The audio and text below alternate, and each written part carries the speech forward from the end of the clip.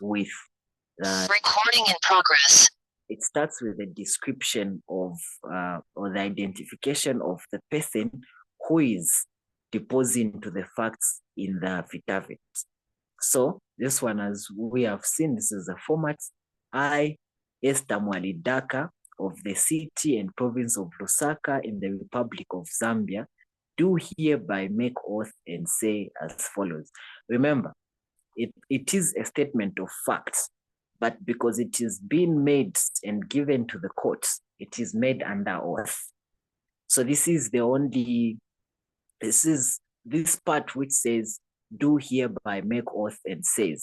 This makes the affidavit to be made under oath. So all the facts that you're going to give in the affidavit, you should, it's the same as testifying in court where they say, where they make you swear to tell the truth and nothing but the truth.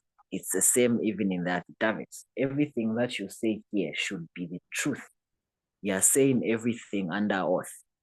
So the first paragraph, so the first three, in this case, let's just say the first four paragraphs are standard. So in every affidavit that you're going to come across, the first four are standards. So the first one reads that my full names are stated above, standards. Every affidavit that you're going to come across, these are standards. That I am a Zambian national, this also is standards. That I reside at Villa number 15, Usanga Road, Mulungoshi Village, this also standards. But in most cases, it is allowed to put number 3 in the introductory paragraph where it reads, I, Esther Mwadidaka of, so you can put, if you wish, of Lusaka, of let's say of Villa number 15, Lusanga Road, Mulungoshi Village, in the city of Lusaka province, in the Lusaka whatever, like that. It is allowed. But why you don't feel like doing that, you can just list them as they are.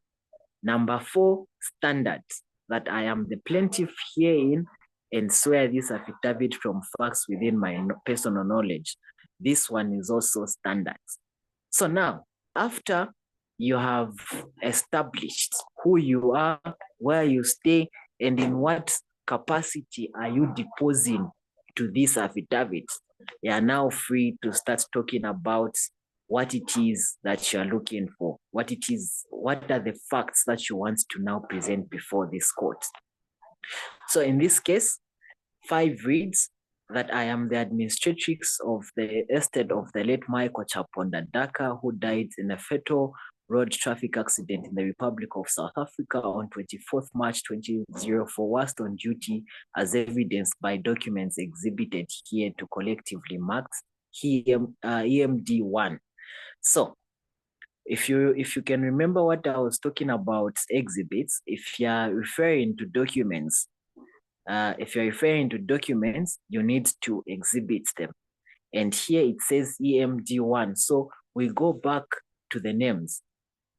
So I said the first letters of the names are the ones that you're going to need to put when you're making reference or rather exhibiting documents. So Esther Mwalidaka, EMD1.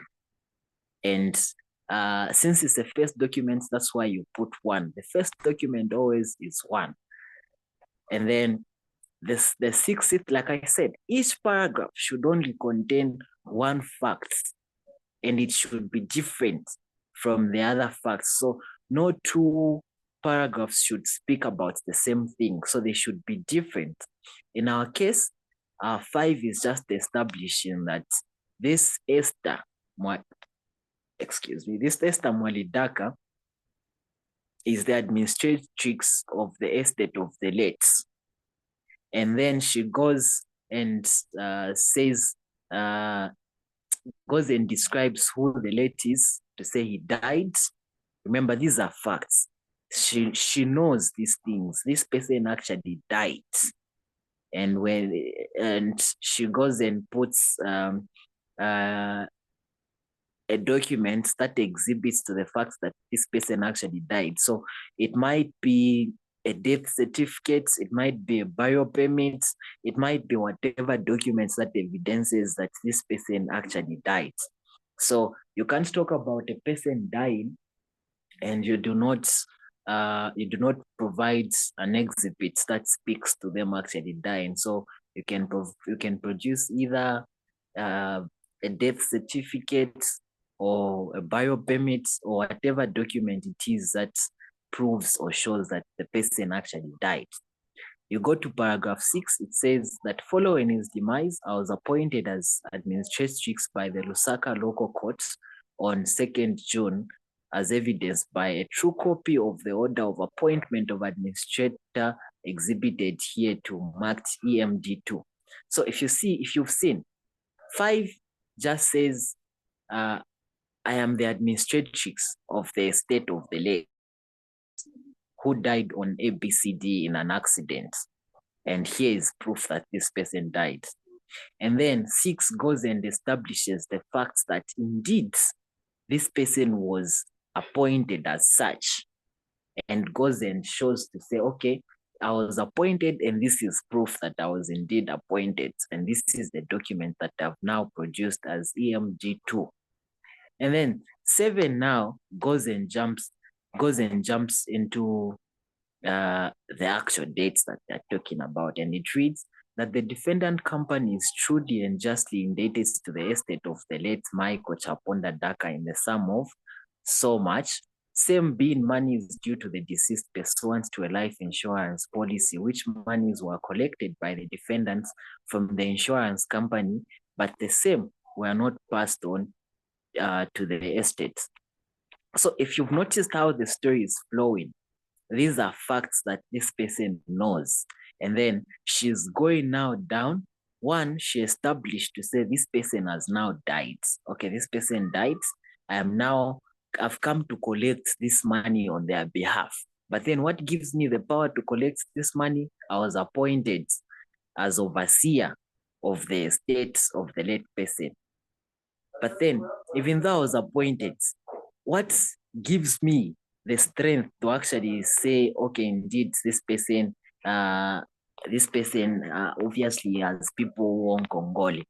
She goes and now brings out a fact where she says a certain amount is actually owed to the estate of the late. She goes, if you remember the rules, we said monies like figures and monies and dates, these are supposed to be reproduced or written in figures and not words. So if we go up, you've seen 2nd June 2005. It does not say second in words, and then 2005, it does not say 2005. No, it's just written in figures as it's supposed to be. Even the sum of money is written in figures. This is different in a writ of summons where you have to write these dates in words. 8 goes and says that the late Michael Chaponda Daka was employed by the defendant company as a driver and was duly insured to the sum of I think that was a typo, to the sum of 15 million kwacha. So this is yet another fact that is known to this person who is deposing to these affidavits. They know to say a certain sum was owed to this person, and this was part of the money that was duly insured to the same late person. And then we do not have a prayer. You know, when we're making submissions, there are those prayers that we pray. We pray that the accused be acquitted. We pray that the court does ABCD. In an affidavit, what we have is a statement of facts. That is what we have in an affidavit, where it reads that I verily believe that the defendant company has no defense to my claim, as they are legally obliged to release the monies paid by the insurance company to the estate of the deceased. So this statement just comes in to say, I really believe that these people actually owe this money. If we were to change the facts a bit, we say the example that I've been using all this time, where Counsel Jason owes me money, I would simply say, I verily believe, I verily believe that the defendant,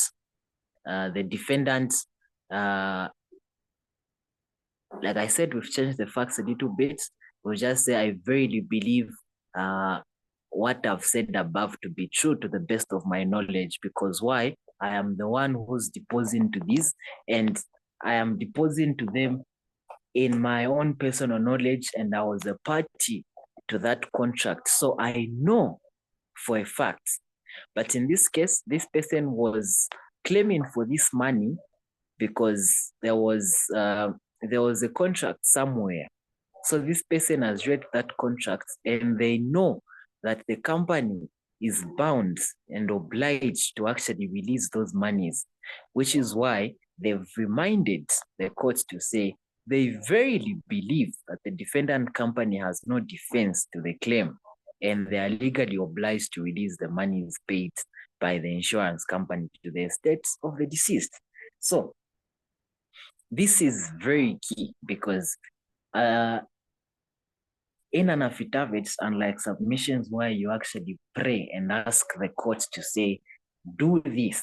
In this case, you've already paid in the endorsement in the writ, where you say, and the plaintiff therefore claims, or when the plaintiff claims, in this case, we'll say 15 million kwacha, sums being the insurance money owed to the late ABCD. Then you also claim for costs and other things. So in this case, you're only telling the court to say these people actually owe this money. So like I said, in the affidavit, we do not make submissions. We just mention and state facts as they are, how they happened, that's all. We do not pray that the court should grant that, and so on and so forth. And then at the end of it all, every affidavit ends with this document, with this statement. Of course, the English might change here and there, but it is the same in every affidavit. It reads that the facts deposited herein are true and correct to the best of my knowledge. This is part of the statement of truth. So here now you've come to cement. Remember, at the beginning, you were swearing to say, I do make oath and say, and then you now started saying what you're saying. And then at the end of it, you go and say, I depose that the facts herein are true and correct to the best of my knowledge. So you make an assurance again to say, whatever that you've said here is the truth. These are statements of facts. Nothing in here is concocted. You've not lied to anyone. And then comes now the jurat. So the jurat is what I kept talking about, to say this document is deposed to by the person who's making it, the person who's stating the facts. This is the person who deposes to the affidavit. So if you remember, the person, if we go up, I, Esther Mwalidaka. So this person is a person who's now giving us these facts, the truth of what it is that this person knows happened and is the case in this matter. So it will read, sworn by the said Esther Mwalidaka. So here, don't make since you know to say Esther Mwalidaka is the plaintiff, and then you go and write sworn by the said plaintiff, you will get a zero, a good zero. So here you need to reproduce the name of the deponent in full. So you write sworn by the said. Where are they signing this document from? You say at Lusaka, this dash day of dash 2025. So remember the jurat, you don't fill in the dates. These dates are filled in. You fill in these dates when you're actually now signing. Let's say you're at the office, you get to fill in these dates. But when you are in the exam, leave these parts blank, just like they've left them on this precedent.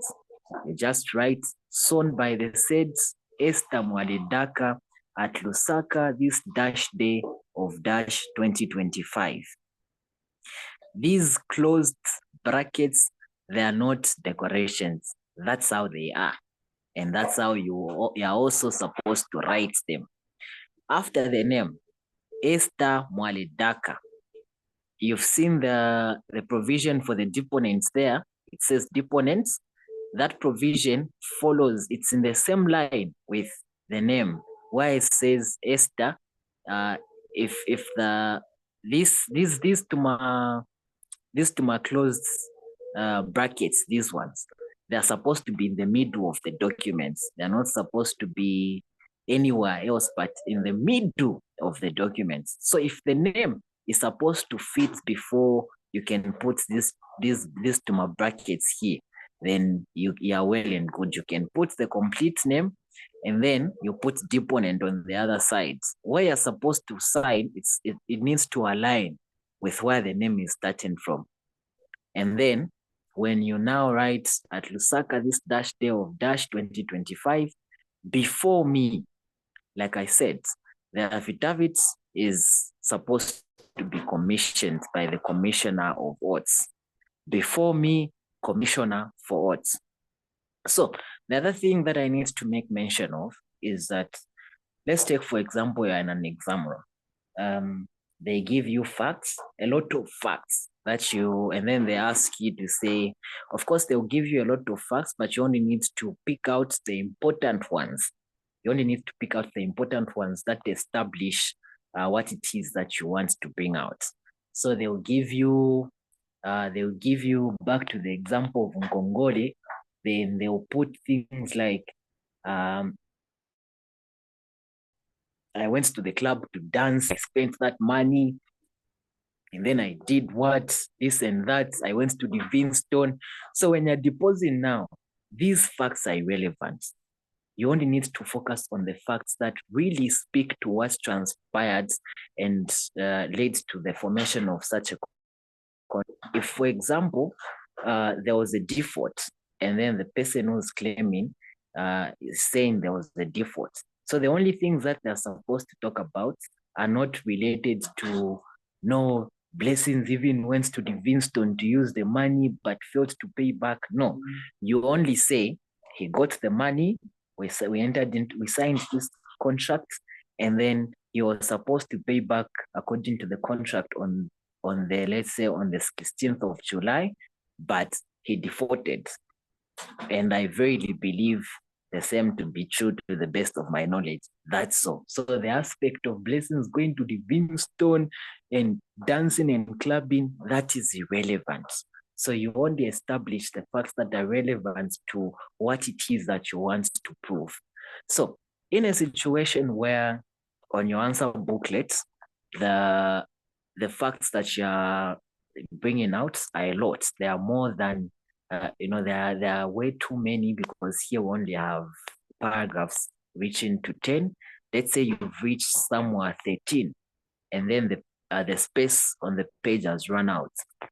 The jurat as a general rule, where it starts, sworn by the said Esther Mwadedaka at dash.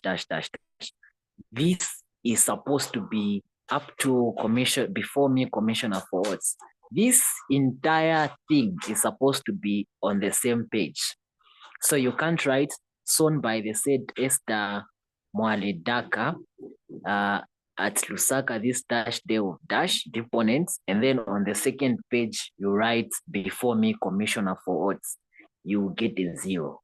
Even when you're drafting at the office, they'll tell you, they'll even advise you when you finish drafting and this part for maybe any part does not fit on the jurat, and then you proceed on the other sides. So if the paragraph ends on number 13, just leave it on number 13. If there's not enough space to accommodate the entire jurat, go to the next page and start son by the said. The same way son is, because we don't use highlighters in the exam room. So son is in capital letters as it is written, then by the said in small letters. The name comes in capital letters. Before me, Commissioner for Votes and deponents, these are in capital letters. So the same way this draft has been reproduced, that is how it's supposed to be drafted. There are no two ways about it. When you get and understand these concepts, then you're good to go. So these documents will be shared, and you'll be able to read through the first document that I was sharing at first. And when you go through this example or any other affidavits that you might have in your custody, you go through them, you'll be able to tell that the rules that guide the drafting of affidavits are the same. They are the same, and you'll never go wrong the moment you decide to understand them. And that marks the end of my presentation. If we have any questions, please feel free to ask.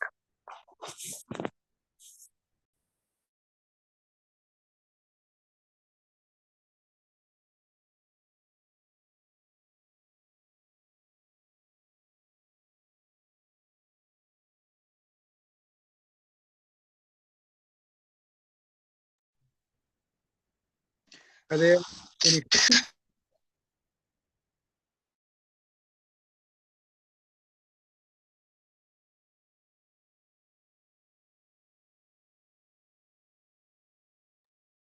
Because in the next class, we're supposed to look at statement of claim, statement of defense, those things, and then we can proceed to looking at other modes of commencement.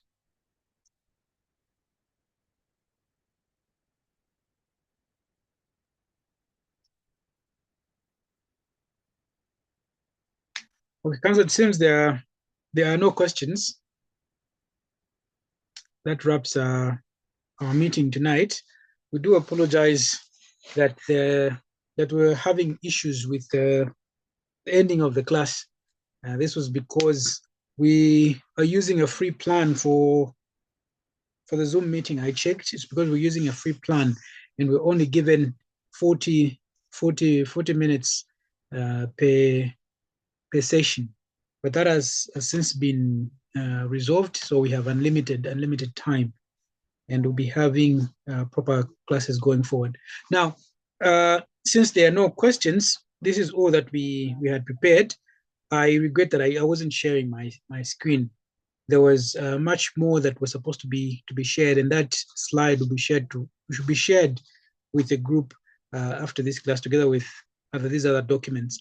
And I will liaise with Council Blessings. Perhaps we can share a simple question requiring one to commence a process in the subordinate court using these two documents. And those who are going to attempt, we would love you to send those responses in the group. Please kindly send those responses in the group so that we can see how we're making progress, if people are actually getting what it is that we're conveying. So thank you very much, Council, for having attended, and I hope to see you in the next class. Have a wonderful night.